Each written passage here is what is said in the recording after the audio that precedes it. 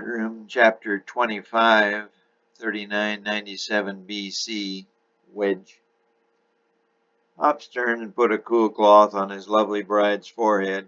He then resumed his position on the rail. Even he was taken aback at what he was witnessing. The break in Gabe's line, which had expanded to over a mile, was slowly beginning to shrink. He stopped pounding his fists on the rail, but gripped it too tightly. He began to leave dents in the metal. He watched intently as the gap in the line began to shrink more and more. By noon it was only a half-mile wide, and by 2 p.m. it had effectively closed completely. The enemy artillery now began to escalate fire toward the good Corps flanks, but the evil ink fire had also intensified in Bell's center. The reason the wedge had stalled was now beginning to recede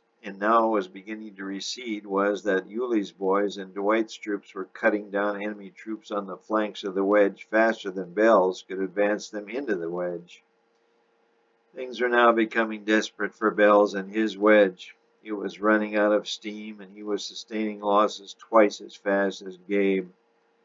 Knapp and Ad had sent what they could forward to counter Yuli's and Dwight's flanking forces, but both good Corps' flanks had been loaded with extra troops to counter the expected flanking assaults that never came. Gabe's incorrect move of fortifying both flanks had suddenly become the correct move.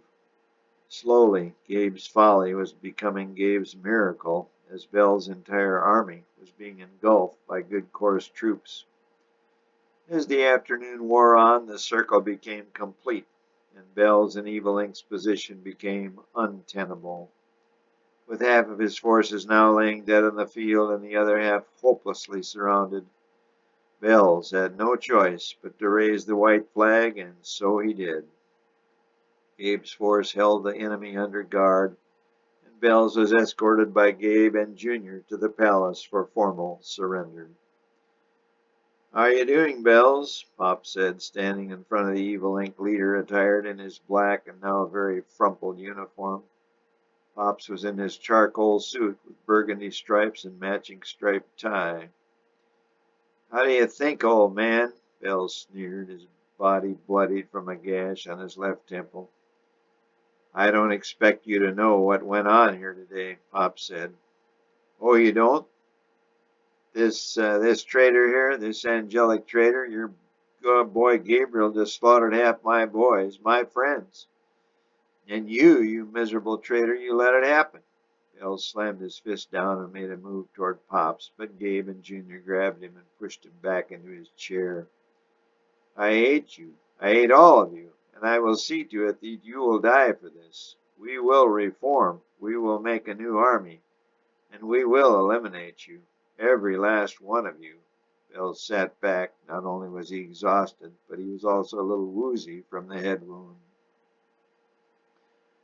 Pop stared at the three of them long and hard. Finally he said, "Bells, you are correct.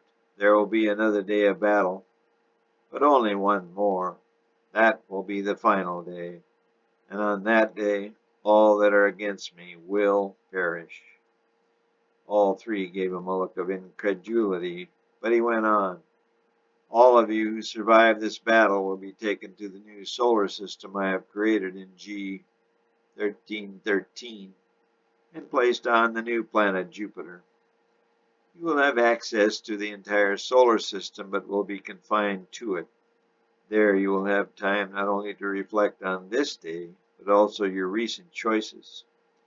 You will have one final chance to prove that your way and not mine is the right way to run a society, to run our universe." "But Pops, we won the battle. We defeated these guys. We were victorious today. In the last 3 days we proved our way is the way." Gabe strained to make his point. "Yeah, Pops, they won. Your way is verified. End of story," Junior chimed in.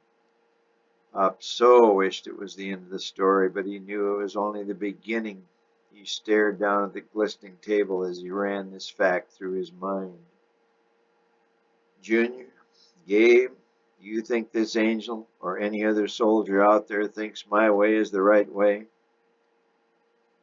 Junior and Gabe now stared down at the floor, realizing how hollow their victory had been. Both doubted today's fight had changed anybody's mind on either side. "What else can we do, Dad?" Junior said, throwing up his hands. "Can't you see how awful today was, Bells?" Junior said, shaking Bells by the shoulder. Bells wagged his head. "Gabe here and the rest of Goodcord come to our side. None of this.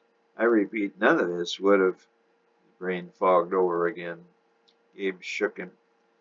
"Even if the old man here, King Evil, had just let us go our own separate way, everything would be fine. Pops, why don't you let them go? The universe is vast. Put them out on Z34. No one will bother them, and they won't bother us," Gabe said.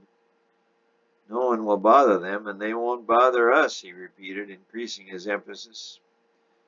"I'm putting them in an isolated area, Gabe. They now will be able to prove to us, to themselves, and to all the universe which way is the correct way to live and conduct oneself." "But how, Pop?" Junior asked. "That's a small place, that solar system. What can they accomplish there?" "There's plenty of space there, Junior.